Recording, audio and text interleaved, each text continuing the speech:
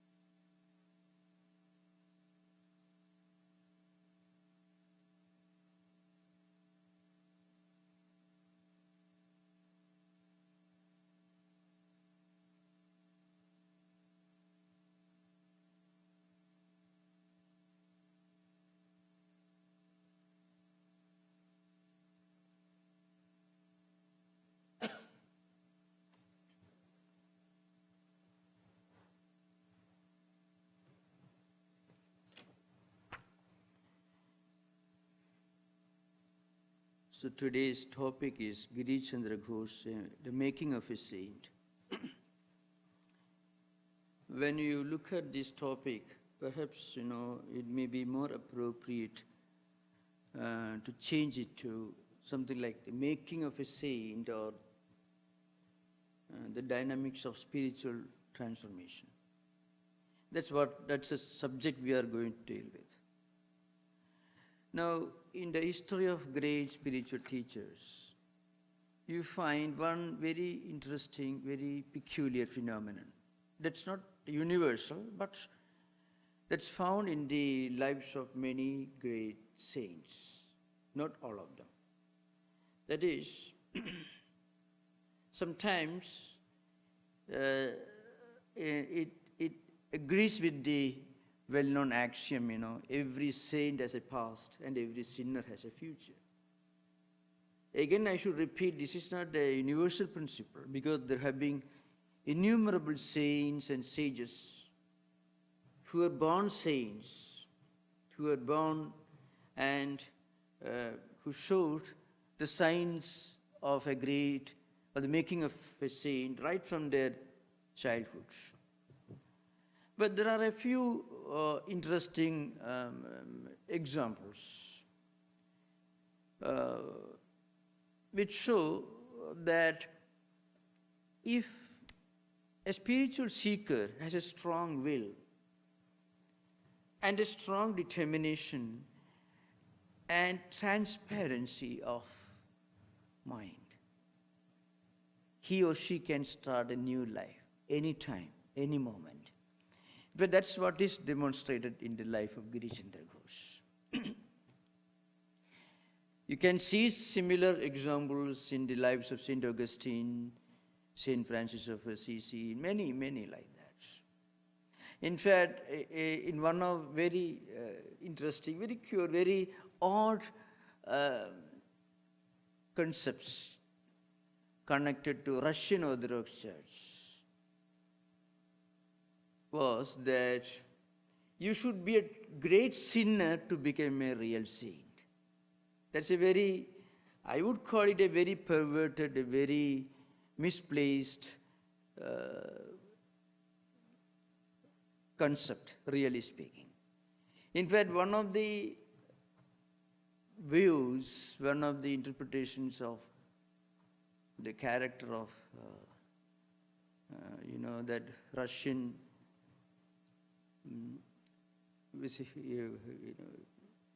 the great Russian, it's a very perversion, it's an example of perversion who influenced the last Tsar, Nicholas II. So, according to some of these perverted views, Rasputin, in fact, is what I'm talking about. He believed, in fact, he was linked to a cult that existed in Siberia in the late 19th century, which believed that you should sin as much as possible to become a real saint. You should hit the rock bottom, then only you can reach the top. It's a very interesting, a very perverted misreading of the concept of the radical sinfulness of man as expounded by St. Augustine. Anyway, I'm not going to that, but it shows the possibility even for a sinner, so-called sinner. Vedanta doesn't accept the idea of sin or sinner anyhow. We will find out later in a conversation with Girish Chandra Ghosh had with Sri Ramakrishna. Sri Ramakrishna presents this view. But anyway, there used to be a view among certain perverted groups in 19th century, the later 19th century, Siberia, it's a part of the Russian Orthodox mystical tradition, who believed that if you can sin as much as possible, there is a chance that one day you become a great saint. Because God has to save you, and to save you, you should be steeped in sin, then only He can save you. So when you are saved, you become a saint. That kind of thing. Now, that's not what is meant here. This gentleman, Girish Chandra Ghosh, we are talking about, he was a great genius, a writer, an alcoholic, a drunkard, and used to take drugs, and also a genius, as I mentioned. Tremendous vitality of mind and body, a kind of great animal vitality, so to speak. Ingenuity of mind, force, drive, all these he had. Very active, very determined, a strong will, a strong body, and a very, very indisciplined way of life. So, the lives of Girish Chandra Ghosh is described as a hedonist and a bohemian. He lived only in the present.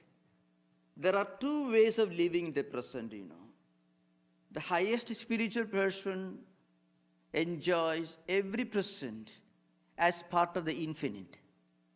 But there is the opposite way of enjoying the present. Believing in only what the senses can bring to you. Whatever you enjoy at the sensual level, that's the only thing, that's only reality, nothing beyond. What you see with your eyes, experience with your ears, enjoy with your mind, with your emotions and feeling, that's all. There is nothing else in this world. It's a kind of hedonism, which Girish Chandra Ghosh practiced. In a way, philosophically, it is connected to an ancient Indian philosophical school. It's called Charvaka. Charu Vaka, the two Sanskrit words coming together. Charu means beautiful, Vaka means word.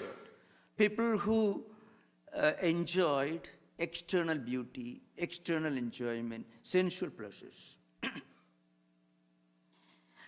Anyway, Sri Ramakrishna's association with Girish Chandra Ghosh reveals a very interesting psychological aspect of spiritual transformation.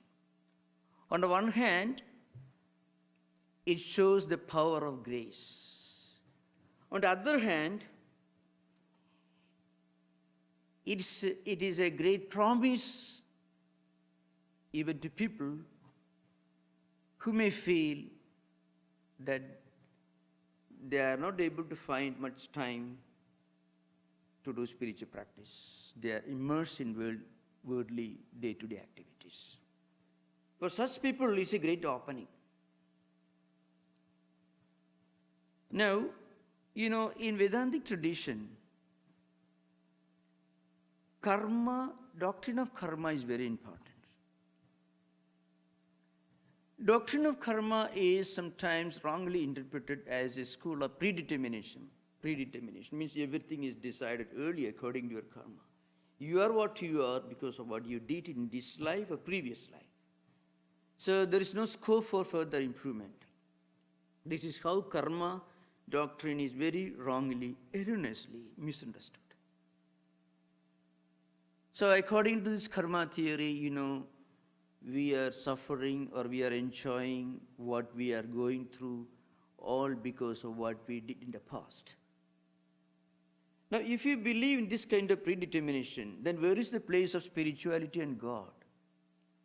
If fate or destiny is almighty, is the only factor that decides our life, then there is no scope, no place for God or spiritual values. Everything is predetermined, like a machine, like a computer.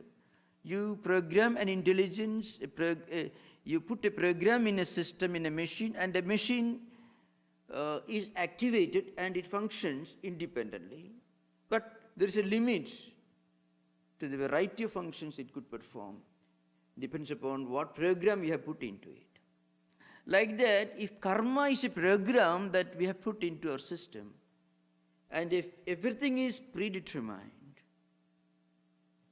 then there is no place for God or spirituality or anything else. We are all machines.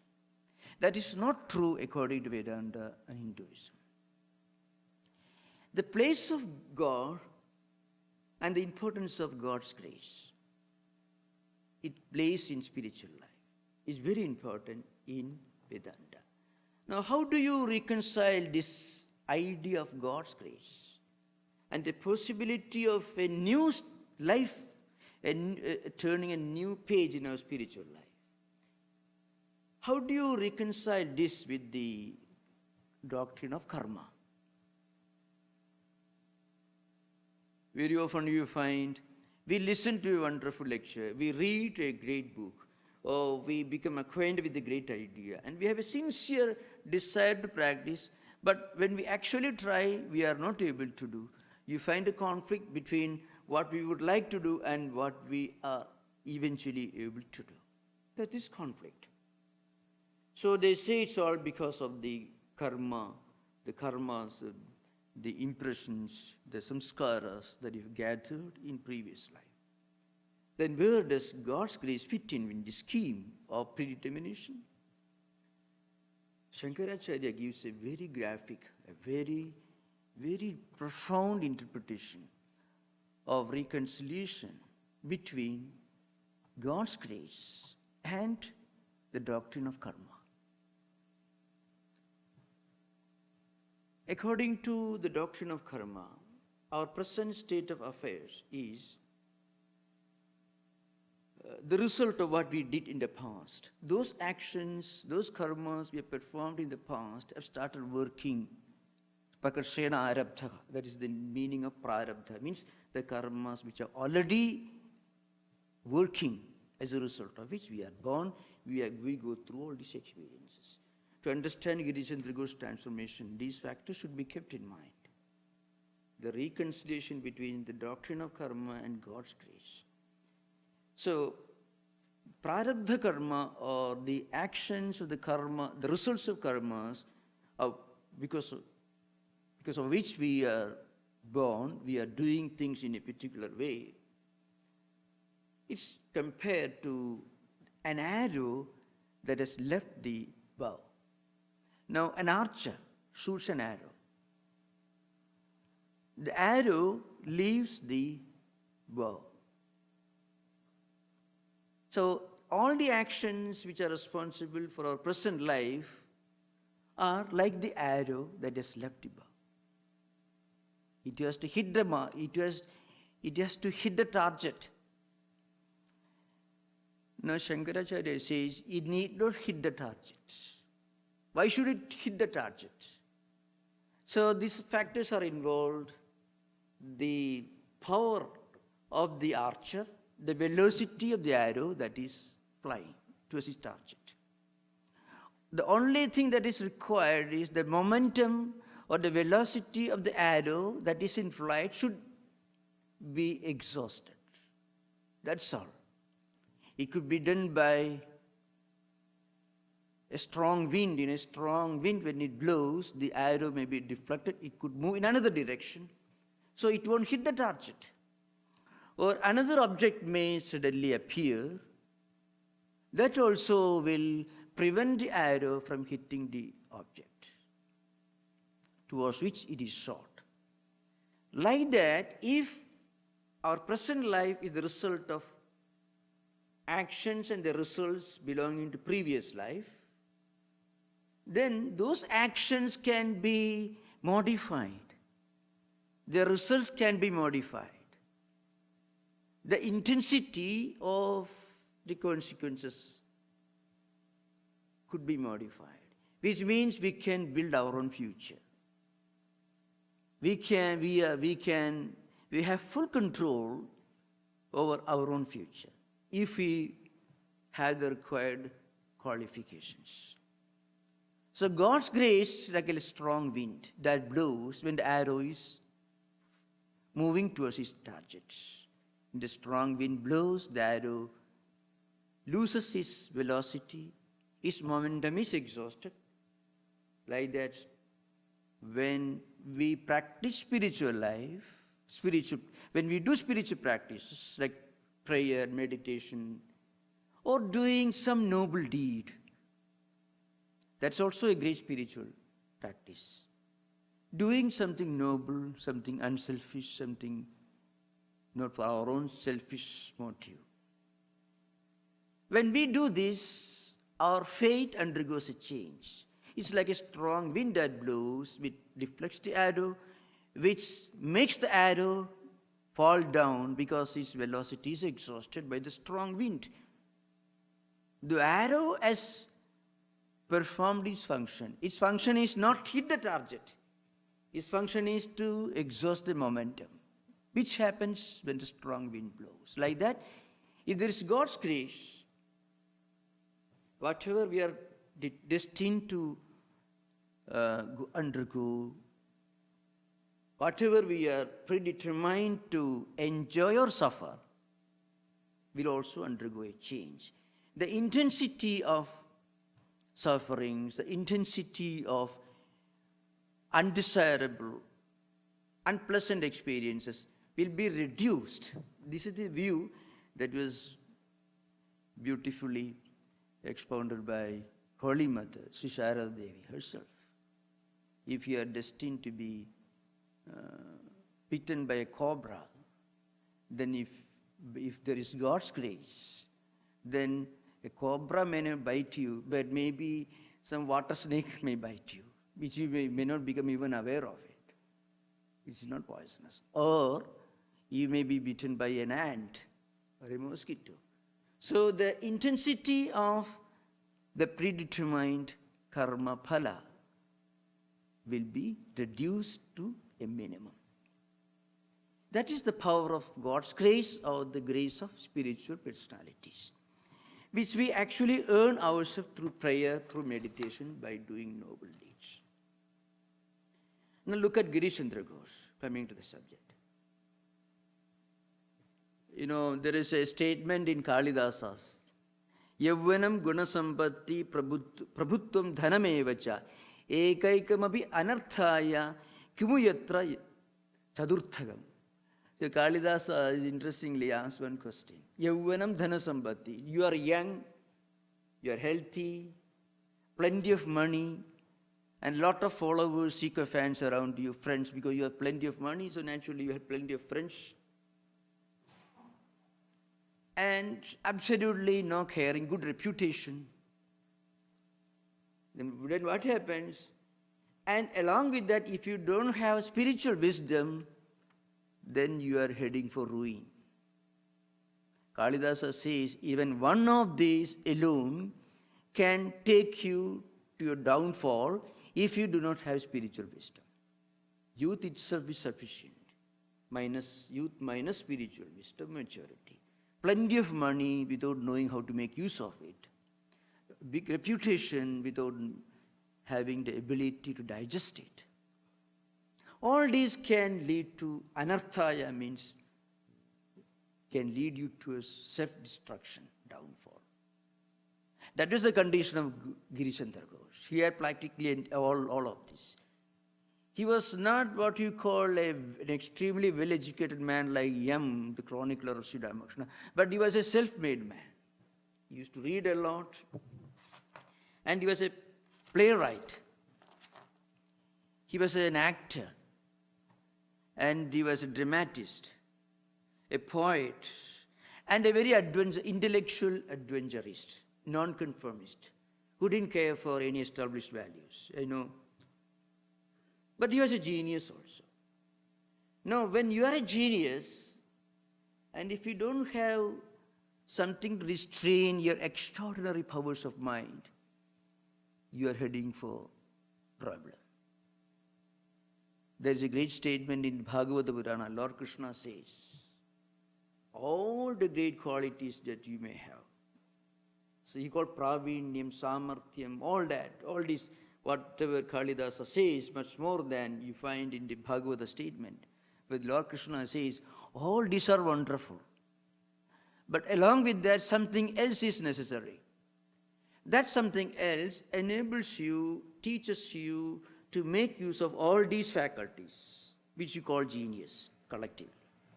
So Girish Chandra Ghosh had intellect, enough money, a lot of friends, lot of influence.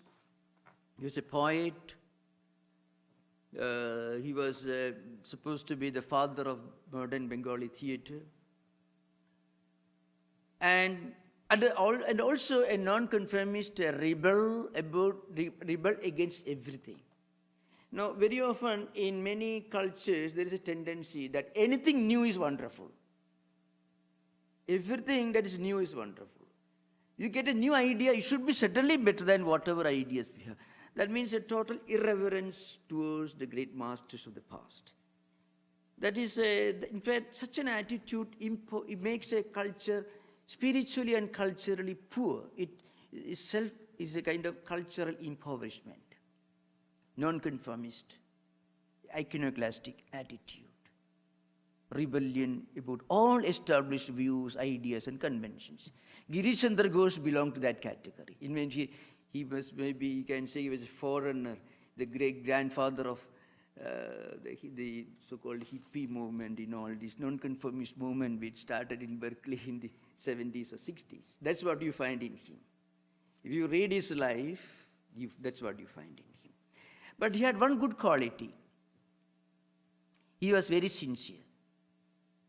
He openly claimed to be a non-believer. A hedonist, a bohemian, but he had a very transparent mind. And you find that what happens to him because of this great asset that he had, a transparent mind. It means his mind had only one layer, not too many layers, only one vritti. In fact, one reason why people are not able to make progress in spiritual life is that we have too many layers in our mind. Girish Chandra Ghosh had only one layer. He believed that he was himself a sinner, and he told Sri Ramakrishna he is a sinner. So when Sri Ramakrishna gave him some instruction, he said, no, I can't do that. So you find the conversation we are going to recite here. That means he had only one layer. Mind had only one layer. Normally, in our ordinary life, we believe in God, we believe in spiritual practice, but also there is a little bit of skepticism within. We don't believe in God with the same intensity of belief that it is now 11:31 a.m. in the morning. These two both are beliefs, but two belong to different categories. We believe in God. In fact, remember, that's what Saint Augustine said. A true Christian has to confess only once, and then that begins a new life in his life. It's not licensed renewal of right to commit sins, so to speak. So Girish Chandra Ghosh had this one unique quality, an extreme transparency of mind. Only one layer. What he thought, he did, and what he did, he openly spoke about. He was not a hypocrite. Now you can see an example. There's an interesting conversation between Girish Chandra Ghosh and Sri Ramakrishna. It happened in 1884, December 14th. Sri Ramakrishna tells Girish Chandra Ghosh, "Have faith in the Divine Mother and you will attain everything." Girish Chandra Ghosh says, "But I'm a sinner." Sri Ramakrishna replies, "The wretch who constantly harps on sin becomes a sinner." So instead of thinking of yourself as a sinner, you should think of yourself as a devotee of God, because you have taken refuge in God. If you believe that you are a devotee of God, you have taken refuge in God, and if you also believe you are a sinner, that means a person who has taken refuge in God is a sinner. Then what is its opposite? Virtue. Not taking refuge in God is a virtue. So Sri Ramakrishna had a very revolutionary doctrine. He says that those who take refuge in God are not sinners. They should have a strong sense of pride. Well, I'm doing God's work. I've taken refuge in God. I'm not a sinner. If you have that strong faith, then you become a saint. On the other hand, if you strongly, sincerely believe you are a sinner, then always the idea of sinfulness will become an inherent, unavoidable emotion and feeling within our mental system. And eventually what we always contemplate on, what we also sincerely believe to be, that we become. So Sri Ramakrishna told him, you should not constantly think that you are a sinner. Then Girish Chandra Ghosh replies, "Sir, the very ground where I used to sit would become unholy." Then Sri Ramakrishna said, "How can you say that? Suppose a light is brought into your room that has been dark 1,000 years. Does it illumine the room little by little or all in a flash?" A little later, Girish Chandra Ghosh asked, "Tell me what I should do." Sri Ramakrishna, "Give God your power of attorney. Let him do whatever he likes." And so this is what really happens. Now we will go to that particular very interesting part of Girish Chandra Ghosh's story, where he gives his power of attorney to Sri Ramakrishna. That is a very interesting dialogue, which in a way it's a very, very touching story of spiritual transformation, of a sincere man who led a very indisciplined life, but was very truthful and had a transparent mind. So Sri Ramakrishna makes use of that unique virtue that Girish Chandra Ghosh had, the transparency of mind. As I mentioned earlier, one reason why people do not make spiritual progress in their life is there's too many layers of the mind. Too many layers means we play diplomacy with our own mind. So diplomacy is fine in foreign relations, maybe in political affairs, in running a government, that's fine, maybe even necessary. But diplomacy with one's own mind is suicidal. from a spiritual point of view. Girish Chandra Ghosh had only this one good quality. He had a very transparent mind. You find among Sri Ramakrishna's followers and disciples, not disciples, I mean those who become familiar with him, those who used to visit Sri Ramakrishna in Dakshineshwar. Not Sri Ramakrishna's own disciples, but those who used to frequently visit him in the temple of Dakshineshwar. There were very wonderful men and women among them. Some very orthodox people who led apparently very disciplined life, getting up in the morning, going to temple and puja, worship and like that, all sorts of very mechanical. They didn't make the progress that Girish Chandra Ghosh could accomplish. The point is, they had led a very disciplined life, but they had too many layers in the mind.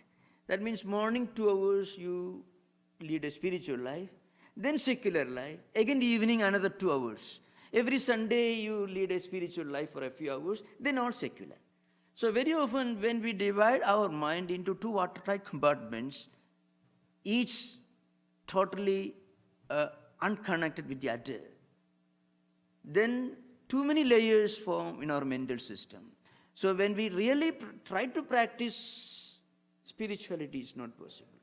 On the other hand, even a person like Girish Chandra Ghosh, a hedonist, a bohemian, a drunkard, may be profligate, but a genius, of course. But this man became a saint just because he didn't play with his own mind. He was not a diplomat. He didn't have too many layers in his mental system. He did what he believed in, and he spoke what he believed in, and what he said, that he spoke. So mind, word, and thought, actions, all in one straight line.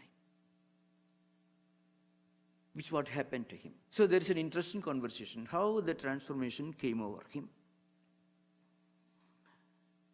So one day, Girish Chandra Ghosh wanted to surrender himself to Sri Ramakrishna. So he asked for some instruction. So Sri Ramakrishna, as usual, he gave some instruction at the beginning. Do just what you are doing now, said Sri Ramakrishna. Hold on to God with one hand, and to the other, and to the world with the other. Hold on to God with one hand, and to the world with the other. Means with one hand you do your duties, your responsibilities, everyday obligations, but with the other hand you hold God, hold on to God. So all you do, all you think, all you speak, all you surrender to God. So that's natural, that's a normal advice that Sri Ramakrishna used to give. In fact, incidentally, in Sri Ramakrishna's life, there is another scene in the Gospel you find. Some businessmen came to the Dakshineshwar temple, Marwaris. They were the economic, in fact, they dominate the commercial life of Calcutta right from the early days of East India Company. So these businessmen came to Sri Ramakrishna.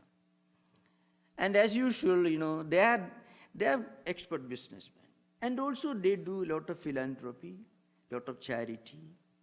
Good people, they're expert businessmen, but at the same time, they also do good deeds for others.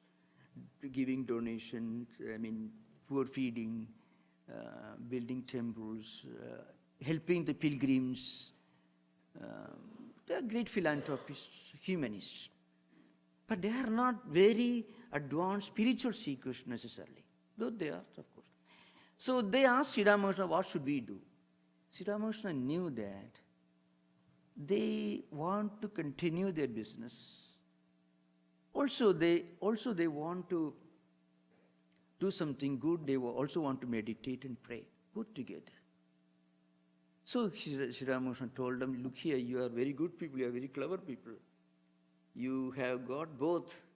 So you continue doing your duty, but once in a while you should go to a place or worship a temple or any spiritual place. You should meet spiritual persons and talk to them on spiritual subjects that will help you to keep your mind at the spiritual plane, while continuing your duties, your obligations, responsibilities as business people, householders. And they were very happy they left. That's not the instruction that Sri Ramakrishna gives to Girish Chandra Ghosh. An entirely different kind of approach you find.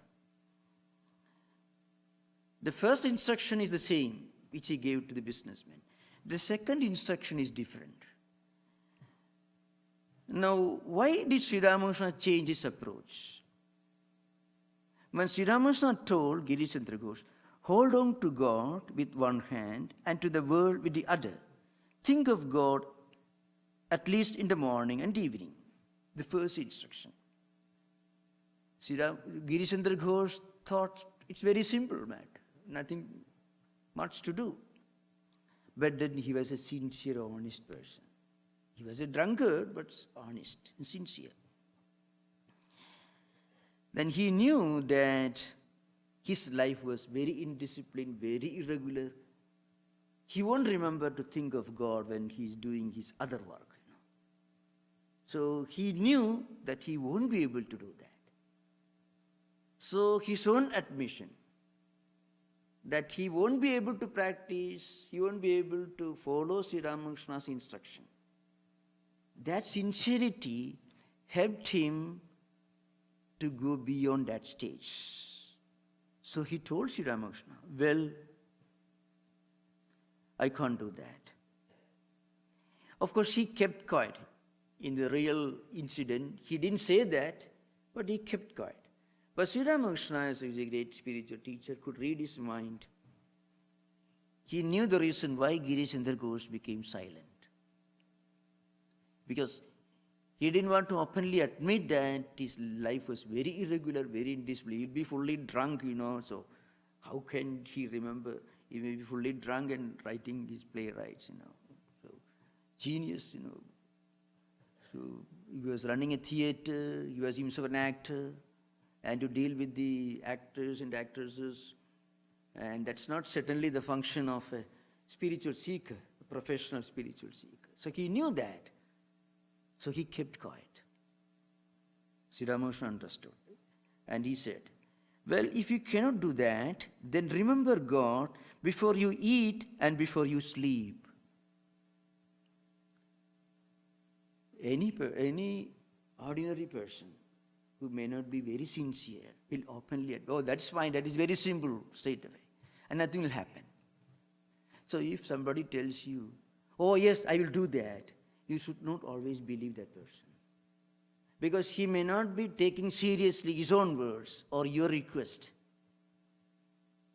But in this case, Girish Chandra Ghosh earnestly thought over the implications in his life of Sri Ramakrishna's instruction, if you ever try to practice them.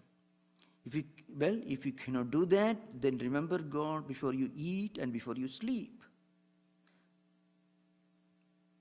And Girish Chandra Ghosh knew, a drunkard, when he is going to eat and sleep, he himself won't remember. So, how can such a person give a real promise to a great spiritual teacher, well, I shall follow your instruction? Sri Ramakrishna knew that. And then Sri Ramakrishna gave the final instruction. So, you are unwilling even to agree to this. I mean, you cannot even promise to think of God before you eat and before you go to sleep. All right, give me your power of attorney. Henceforth, I will take full responsibility for you. You won't have to do anything at all. So, that was the end of it. Maybe at the very beginning, Girish Chandra Ghosh did not fully understand the implications of this great promise. I shall take full responsibility. But a very sincere man like him, he knew, well, I have given my promise this old man. Sri Ramakrishna was not very old, you should remember, but still, compared to Girish Chandra Ghosh, he was a great saint. So, he knew that I have given this promise. So I should keep that in mind. The fact that I have surrendered myself to Sri Ramakrishna. Because he was so sincere, his utmost sincerity and his one layered mind reminded him constantly of the fact he has given his spiritual responsibility to this simple great saint. So he should not do anything wrong, because it is his duty now. If I do something wrong, it is his problem, because I have given my promise to him. He has taken my responsibility. Power of attorney. If you give a power of attorney, then you have no legal right to function. You represented the person who has taken the power of attorney, to whom you handed over the power of attorney, as the legal right. So, in spiritual life, we may not always remember. We neglect, in superficial way, we say I surrendered to God. Maybe just a word. But because of this man's sincerity and his one layered mind, he always remembered for the rest of his lifetime, I have given my power of attorney. So I should not do anything that is unbecoming of the great saint who has taken my responsibility on his shoulders. Now, the whole point to remember is this. When we have a single layer of the mind, which is called sincerity or honesty, then what happens, Then spiritual progress becomes simple and easy. Otherwise, what happens? The struggles between conflicting samskaras that begin the moment you start practicing spirituality. This struggle will never come to an end. Because the mental system is a repository of conflicting samskaras. Some of them very good, some of them not so very good. Some of them will cooperate with you when you try to do spiritual practices. Some of them will revolt, creating conflicts. And this revolt, this opposition may manifest in the form of procrastination, postponement, or false justification for not doing spiritual practices, which we project our part of our mental system detaches itself from its main body and creates an alternate system. And it tries to create wrong excuses for not doing spiritual practices. The other part sincerely wants. So these conflicts, one, the result of negative samskaras, which are again the results of negative actions and karmas we may have performed in previous life, which remain in the mental system and manifest as memories and conflicting thoughts and emotions. And also positive samskaras, because we have sincere desire to do spiritual practice. So in this struggle, very often people lose their balance, or they reach a dead end without any way beyond. At this stage, great spiritual teachers come to your rescue. And then what happens? If a great spiritual teacher gives an instruction, that gives you a central focus to focus your mental and physical energies. And that will help us to intensify, to enrich positive samskaras. In Girish Chandra Ghosh's case, the advantage was that he was a man of tremendous willpower. On the one hand, willpower to succeed in whatever secular material undertakings that he took up.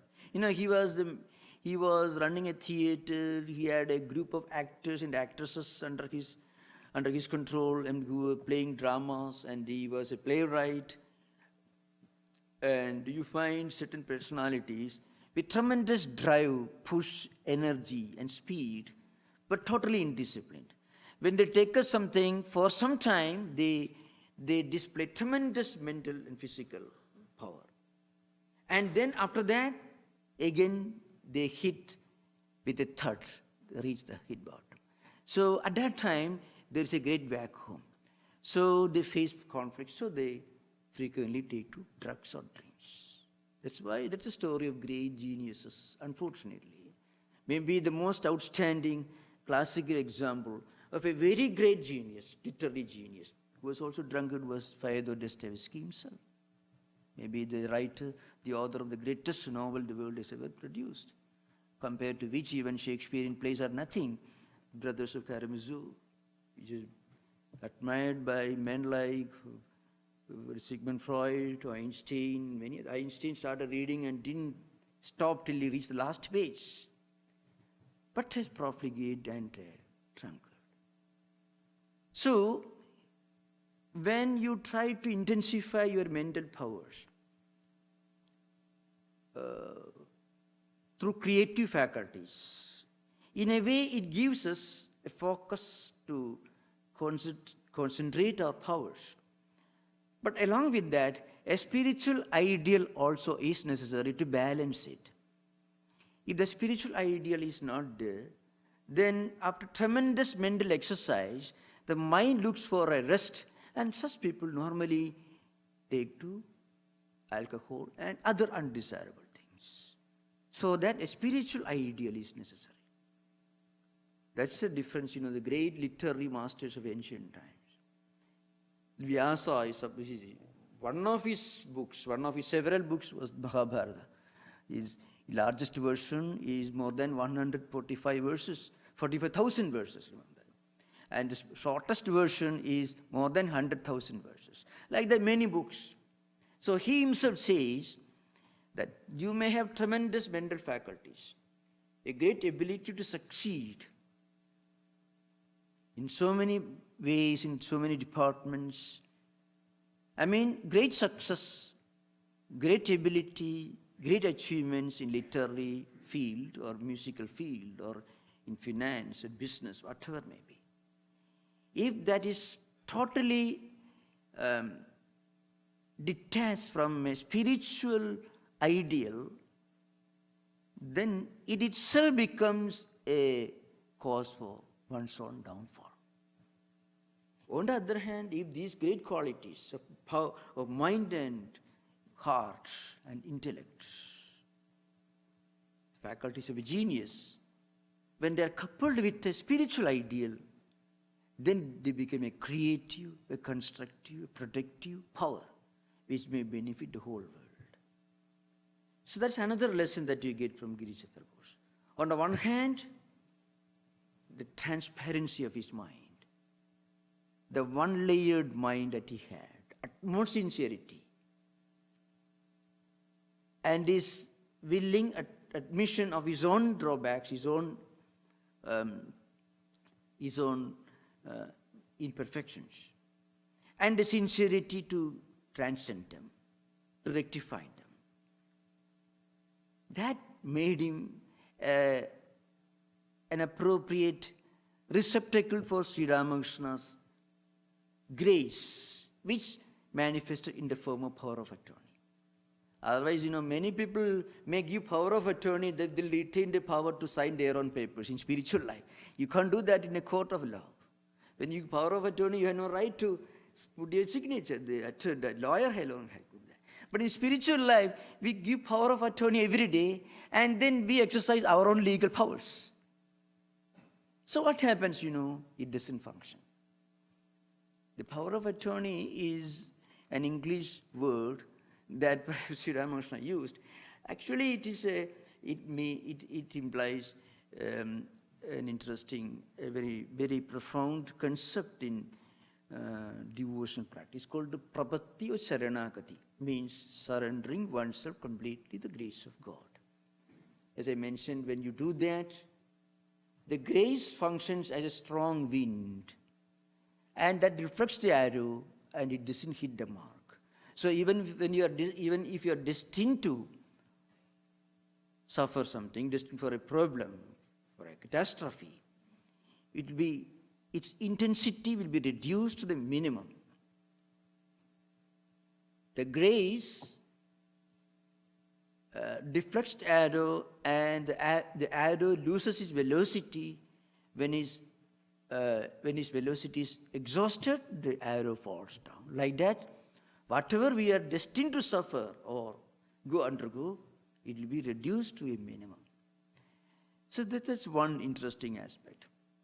This is called surrender. But to really surrender oneself to God's will, we have to remember a few important things. There are 6 qualifications, 6 factors involved in this spiritual psychology of self-surrender. One is one should always have a positive mind. Because if our mind is always seeking anything negative in life, then the mind gets polluted. So mind gets multi-layered. It gets so many other layers. To be able to surrender properly, for the surrender to be really effective, the mind should have only one layer. That is the advantage of Girish Chandra Ghosh, only one layer. He knew he won't be able to practice it, so he told Sri Ramakrishna, okay, fine. He won't be able to practice it. If you are a diplomat, he would have told, all right, fine, and it would not have produced any positive effect on his life. So one is positive thought. The second is avoiding all negative thoughts. Anukulyasya sankalpaha pradikulyasya varjana. First, positive mind, positive outlook. Secondly, total avoidance of negative ideas. And then a strong faith in God, which he had. And considering God as one protector. And surrendering oneself. And we should have an abhorrence towards things which are undesirable, which are unhelpful for our spiritual life. These are 6 factors. Girish Chandra Ghosh did not have to acquire these 6 qualities one after another, because his mind had only one layer. So when he sincerely told Sri Ramakrishna, all right, you take the power of attorney, he may not have understood it actually. He may not have understood. But he meant what he said without perhaps fully understanding its implications. But it was a very sincere act that he did, surrendering himself. So it worked. In the spiritual psychology of Vedanta, there are 2 basic approaches which I referred to earlier. If you have only one layer, if you are a spiritually advanced person, then we should have a strong faith. And then if you just listen once to a great idea, that will be enough. It will become an experience in our life. To give an example, suppose you are driving every day all over San Francisco city. So you are familiar with all the streets and roads. And if somebody tells you where there is a building on a particular road, you will be immediately able to understand clearly because you are driving through that road every day. You are already familiar with the whole place. There is no need for anyone to give a long description of the road that he's talking about. Like that, if you have already done a lot of spiritual practices, our mind has become pure, then just reading or listening to a great idea itself will transform into experience. That's what happened to great incarnations like Sri Ramakrishna, Shankaracharya and others. They just heard from their guru and immediately it became an experience to them because they already reached that level. Then there is another approach for ordinary spiritual seekers that also applies to Girish Chandra Ghosh. We listen to a great idea with great earnestness. But as I said, mind is multi-layered. We may not be very sincere, but we have some sincere desire to study, to understand. That's true. Then what happens? After listening, we may not be fully convinced because it has not yet become an experience to us, as it happens in the case of advanced spiritual seekers or incarnations, great spiritual prophets and others. For ordinary people, they had to look up, they have to contemplate upon the meaning of this instruction, these great ideas that they may read about or listen. And then they had to think and internalize through constant contemplation, meditation, and the implications of those ideas. So gradually, the truth of these instructions dawns upon their mind and it becomes obvious to them. Then it becomes an experience. In the case of Girish Chandra Ghosh, he may not have fully understood the implications of giving the power of attorney. Because he did not have even the disciplined life of an ordinary spiritual seeker. But he was a very sincere, honest man. Only one layer in his mind. So though he did not understand the full implications of surrender, still he believed that it is going to work. That's why he surrendered. Because he had faith in Sri Ramakrishna. Why? Again, because his mind was single-layered.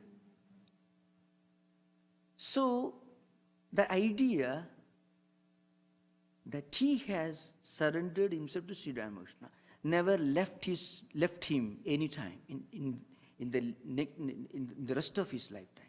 Whatever he did, whatever he spoke, in whatever activity he was engaged, he always remembered that he had given the power of attorney to Sri Ramakrishna. So this memory will naturally bring to his mind the form and the teachings of Sri Ramakrishna. So practically his mind started dwelling upon, contemplating upon these great ideas. And naturally he became a saint.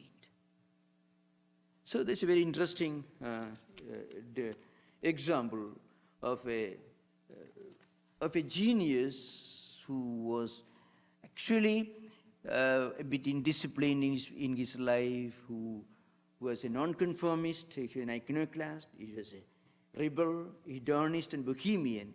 Such a man, but of course a genius, became a saint, a saintly figure in later years. Thank you. Namaskar. Om Shanti Shanti Shanti Harihi Om Tat Sat Sri Ramakrishna Arpanamastu.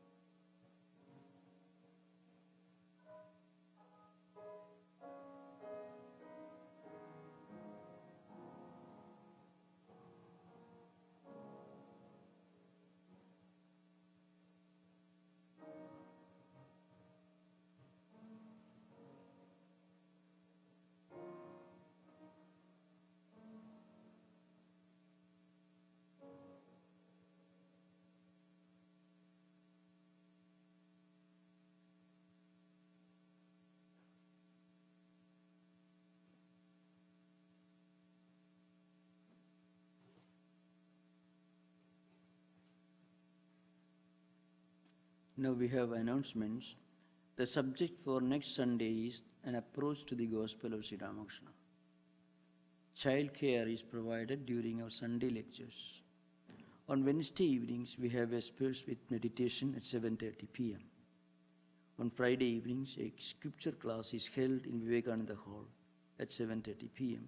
The topic for study is Patanjali's Yoga Sutras. On Sundays, all are welcome to use the library from 12:30 to 2:30 p.m. You and your friends are cordially invited to attend all of these services. As usual, after the lecture, there will be a question and answer session in Vivekananda Hall, and all are welcome.